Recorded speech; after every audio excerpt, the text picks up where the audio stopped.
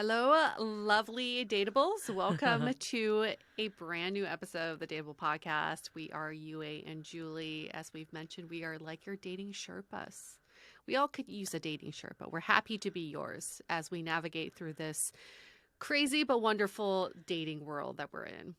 You know what's funny? When we first used the dating Sherpas term, we used it for Mm-hmm. the sounding board, and we Mm-hmm. had the alpacas as our, mascot because we were Yeah. thinking, I don't know, that's what like came to mind for us. And I found this TikTok video the other day that was like, how did I know that my girlfriend was the one for me? And it was basically just like this sea of alpacas and one of them just staring like googly eyed at him. And I sent it to Oh. my partner, and I'm like, "This is how you know."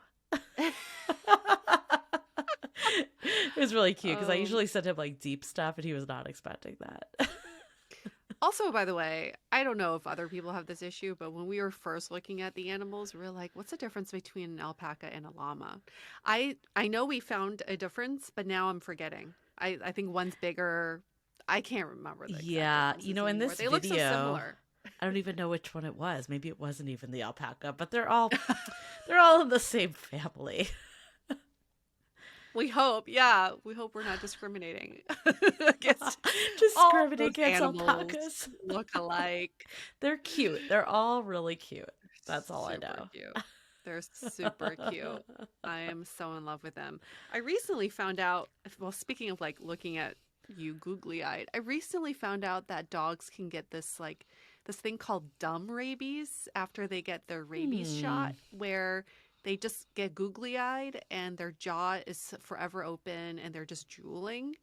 And I looked at photos of what dumb rabies look like. It is like, I know it's terrible for the dogs because they're in pain, but it's so cute because they look like people in love. They're just like mouth wide open, drooling with this look of adoration for people. I don't know. Maybe I'm being mean. I think I am being mean, but so funny. You know what? Speaking of dogs, I actually saw this article that people that are very attached to their dogs, like owners that have high sentiments of love towards their dogs, there's a Mm. correlation with being anxiously attached. And I found that really Mm. interesting. And I'm like, it makes a lot of sense because, I don't know how the study was done. So don't hold us 100% to it. It was just something I read online. But I could see it because, this is someone that's going to give you like undeniable love. Like they're not going Yeah. anywhere.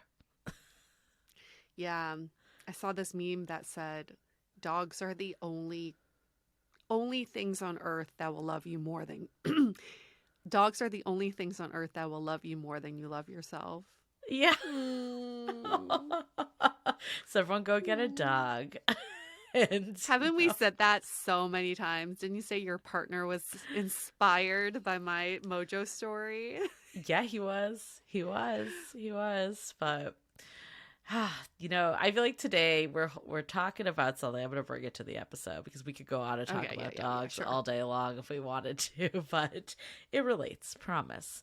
But this episode, you and I recorded this a little bit ago. This one was one of these ones that we Yep. wanted to save for the right time, and it's all about how are we self-sabotaging. And I think a lot of times like we are doing a lot that we're unaware of. And I was even thinking about this the other day of just like little things that come up that you're like, well, I'm not going to change because of this, or I'm going to do it my way, or when this Mm. person does this, I'm going to do this, like more tit for tat. And like all of that comes down to self sabotage at the end of the day. And we Hmm. all do this in a certain way. And I love this conversation, even for the most anxious of us to the most secure. I think we all have some of it showing up. Yeah, I had to rethink back to this episode and what sabotage means to me. I used to think sabotaging a relationship meant you do things intentionally Yeah. to get out of the relationship, but I think the unintentional, subconscious effort to sabotage is the most dangerous part. And I personally do this, have done this in previous relationships by being stuck in my ways because of Yes. who I am, by saying things Yes. like, well, that's not who I am, or that's how I've always done things, or that's how I see things. I'm not going to do anything about it. This like unwavering mindset is really detrimental to relationships because relationships are constantly growing and evolving. But if you get set in your ways and stuck in your idea of who you are, you sabotage the future potential of your relationship. I was thinking the same thing, and I'm going through Yeah. this now. And, it's not like an intentional sabotage, but I think the mentality I've had is, well, someone should appreciate my flaws also. So Yeah. here's a scenario that came up is that Mm. I wasn't conscious of my partner like sleeping. So like I would set my alarm and it would go off multiple times. Or when he was trying to sleep, I would Oh. like not shut the door and take a phone call. Like basically things that it wasn't intentional in any way. It was just more Yes. oblivious and plus years of living on your own and just not Yes. accounting for someone else. But there's ways that you deal with that situation. One could just be like, oh, get over it. It's a part of living together. That to me is maybe my old mindset, where my new mindset is like, okay, it's going to take some effort for me, but I need to think about, I do live with someone else now. They're in my space. I need to make them feel like welcome. I need to make them feel Mm-hmm. comfortable. Then how do I adapt? And that to me is a way that you're not or you're not sabotaging, because the other method of just saying take it or leave it, like Yeah. that's just looking at yourself and not accounting for another human being, which essentially isn't a relationship. Yeah.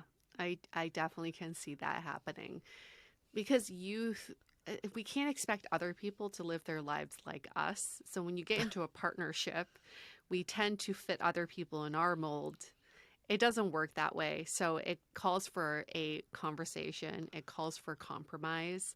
But the sabotaging part comes when you're unwilling to see how you can compromise or walk towards your partner.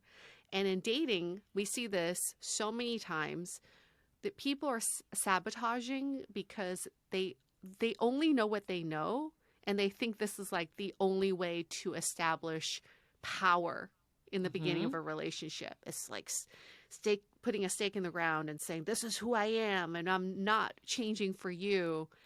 And unfortunately, that's how relationships fail from the beginning, is when you don't walk towards each other. And Mm-hmm. it's not even intentional sabotage. I think it's just like your singleness comes into the togetherness of a Yeah. relationship, and they're conflicting. Yeah, I mean, I think it's that, and then fear. Ultimately, fear is the biggest Yeah. sabotager of all. And the way that we're socialized, the way that we want to protect ourselves. Like we'll get into all of it in the episode, so I'm not going to go too deep. But I feel like that the root of it is that every single one of us has a fear in life, Mm-hmm. and it manifests in different ways, or it shows up um, to mean one, to maybe pull back in one way for one person and another for a different person. But fear, Yeah. like whenever we talk to people about what's getting in their way, it indirectly roots back to fear. Like there's usually like 3 hops we have to Mm. take till we get to fear. But wouldn't you say like fear is always at the, the inner core of what is going on for the most part? We are so driven by fear that we're paralyzed by fear. Yeah. Right? It's like, fear drives us to do nothing. There's this great quote by Buddha. Fear doesn't prevent death, it prevents life. And I Oh, know I that's a love more that. extreme way of looking at fear, but if you apply it to dating, it's like fear doesn't prevent the bad outcome. It actually prevents anything from happening. Right, which is a And bad outcome. Yes. it's a terrible outcome. And when we feel that paralysis, that's when we give up on dating. That's when we become tired and exhausted by dating. That's when we take a dating sabbatical because things aren't happening because of fear. Yes. So we'll get into all of it in this episode. This is such a meaty one. So if you need to listen to it, multiple times, even editing it and re-listening to it. It's like I need to take it in like a third time. Like there's so many aspects of this episode that I think at all phases of a relationship, from early dating to you've been Yeah. with someone years at this point, this episode is for you essentially. And I'm so glad you found her, Yue, because you found her from a TED Talk, right? Our guest Hmm. today, Raquel Peel. I did. Well, what's great is TED Talk. Most TED Talks are very much about business, or I don't know. It feels like they're a lot less about romantic relationships, and hers really stood out to me because it's one of the only TED Talks I've ever seen about love and relationships. And when it panned to the audience during her talk, it was so wonderful seeing people of all ages, all different cultural backgrounds, nodding their head, going, "Yep, I've done that. Yep, I've definitely been there." Because at the root of this conversation is we've all been in some sort of romantic relationship with someone where we experience self-sabotage. So it was so Hmm. relatable on a much grander scale. Yeah, I like that she owns that she's the one that does it too. Yeah. It's like this convo is from the lens of like maybe your partner doing it, but also like how do you do it and how do you like balance the two and show up for each other. Yeah. Yeah. Definitely. She can speak from experience, and you'll hear all about her story in this interview. Not Halloween myself. weekend. It's Halloween weekend this weekend. I keep forgetting it's Halloween weekend. I feel like this last couple weeks have just been so crazy. I was like, Hmm. I got back from Hawaii like 3 weeks ago, and I looked and it was only a week ago. Just Yeah, like, you what's just came been back. happening? It's been so much going on. I know, you know what I'm gonna be this year? It's so lame, but we did not Oh, have but time you to have a do. costume. Yeah, I'm just gonna be a Hawaiian hula dancer, and my There you partner's go. gonna be wear his shirt. And I got this really cheap. It was like $14 like hula skirt that looks like it's gonna fall apart with like I don't know, 10 Make sure minutes of you wear being out. shorts. Oh, I can't not wear shorts. Like I need to wear tights or pants under it. Like it's completely Yeah. see-through. Yeah. At least you have a good story around it. You're not just like a random Hawaiian Yeah, it's girl still for no kind of lame. reason. Like I like to like make costumes. Like I I feel like know. I've just missed the boat this year. It's going to take a while for people. I don't know. It's going to take a while for me to get my mojo back when it comes to Halloween. I love doing his costumes. And this is the first year where there's going to be a lot more Halloween activity, for the first Yeah. time in like 3 years. So I'm actually really surprised I'm not all about it. Everybody will be out. The weather's great in LA. But I don't know. I have no motivation. No motivation. So you're not going to do anything for Halloween. No, I have many dog plants. Many. We have a dog parade. We have a costume Oh my contest. god. We have a You're dog like party. my entire weekend is booked solid with dog stuff. Mojo has 3 different costumes he'll be Oh wearing. my I'm so god. proud of his costume from last year. I don't know if I talked about it last year, but I'm recycling it. He was Dick in a Box. Oh, I'm so proud you of it. made a reel about it on a TikTok. I I'm feel like. so proud of it. I tell strangers about it. I Oh my actually took god. him to a work function wearing it. Oh Listen, my god. it is the best costume for a dog ever. He needs more eyeballs, so I'm going to get him in that costume one of Oh these my days this weekend. goodness. Goodness. I love it. You're like, my dog's social calendar is packed. I have nothing going on, but my dog is Oh killing it with yeah. Halloween stuff. He's crushing it. He's so Yeah. social. We're doing a pumpkin carving party Oh, tomorrow. that's That'll be fun. fun. And then we're going to the roast of Count Dracula. It's like a show. It's at the A same roast. theater as the Star Wars The burlesque show burlesque one. I went to a few months ago. So Of hopefully that course. will be good. Yeah. Oh, that'd be My fun. my other friend is going on a second date tonight to it. So we're doing this a few days early for all the people that are like, wait, Halloween already passed. Yes, it's the Friday before Halloween that we're recording. We're in the past, you're in the future now. It's very confusing. It's very confusing. It doesn't even matter. It does don't try to get the time. Don't be like Julie and try to get the timeline straight. You Oh don't my need God, to. you know I love the timelines. Whenever we're You doing the do. long-winded story for people, I'm like, wait, can we back up? I need to know. I Play by know. play.